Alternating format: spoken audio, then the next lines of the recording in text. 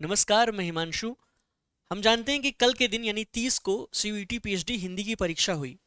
परीक्षा के नियम भी आप जानते हैं। 50 प्रश्न सब्जेक्ट स्पेसिफिक रहेंगे, 50 रिसर्च मेथोडोलॉजी के। तो सारे विषयों के लिए यही नियम था, हिंदी के लिए भी यही नियम था।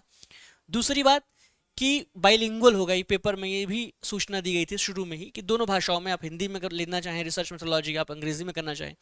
लेकिन चूंकि एनटीए हर बार हैरान करती है अपनी हरामखोरी और अपने कामचोरी से, इस बार भी एनटीए ने ऐसे ही हरामखोरी और कामचोरी से हमें हैरान किया है। कैसे?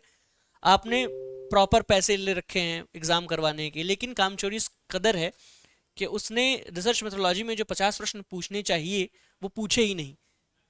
कहने का मतलब है 50 रिसर्च के थे, ठीक है, और 50 सब्जेक्ट स्पेसिफिक। अब इस 50 में इसने क्या किए हैं कि 40 से ज्यादा प्रश्न सब्जेक्ट स्पेसिफिक रख दिए इसमें। ठीक है, ये बात ध्यान दीजिए। मतलब इसमें रिसर्च नहीं पूछा जा रहा है आपसे, सब्जेक्ट स्पेसिफिक ही पूछा जा रहा है। अब कुछ लोगों को लगेगा कि तो इसमें बुराई क्या है, मतलब ये अच्छी बात, लेकिन गलत बात है। आप कह रहे हैं 50 के लिए विद्यार्थी रिसर्च की तैयारी कर रहे हैं, फिर आप सब्जेक्ट से पूछ रहे हैं, और वो भी बाइलिंगुअल का ऑप्शन आपको दिया गया था, सिर्फ हिंदी में पूछा जा रहा है। कहने का मतलब ये है कि प्रश्न जो 100 प्रश्न है, इसमें 90 प्रश्न जो है वो एमए इंट्रेंस से भी कम स्तर के थे। मतलब पढ़ने का कोई विशेष लाभ नहीं था इस पूरी परीक्षा में। ठीक है, तो 90% प्रश्न, और जो 10% प्रश्न बचे वो इररिलेवेंट थे। ठीक है, मतलब उसका कोई ताल्लुक नहीं था कल की परीक्षा से। तो एनडीए आप जानते ही हैं कि इस तरह के काम ये एजेंसी करती रहती है।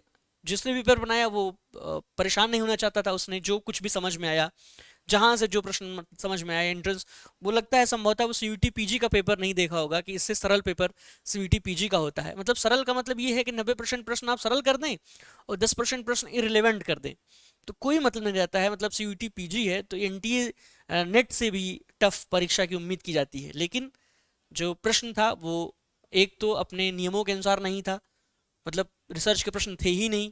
वो भी सिर्फ जो दो चार प्रश्न थे वो सिर्फ हिंदी में थे, और जो दो चार प्रश्न हिंदी में थे वो उसे वही कर सकता था जिसने सिर्फ हिंदी में पढ़ाई की हो। मतलब आप ये सोच लें कि आप रिसर्च कितने टॉपिक हैं, जो सिलेबस दिया गया, प्रॉपर एक सिलेबस भी हमें उपलब्ध कराया गया था रिसर्च मेथोडोलॉजी में, लेकिन उससे कुछ नहीं पूछा जा रहा था। पूछ लिया गया कि फला पुस्तक जो हिंदी में है उसके राइटर कौन है। इस तरह की तीन चार पुस्तकें, इन तीन चार पुस्तकों का नाम पूछ लिया गया परीक्षा में। 100 प्रश्न में से तीन चार प्रश्न आपके ऐसे ही खराब हो गए। तो जो लोग अगले बार तैयारी करें, ध्यान रखें कि इस तरह के प्रश्नों से भी आपका सामना हो सकता है।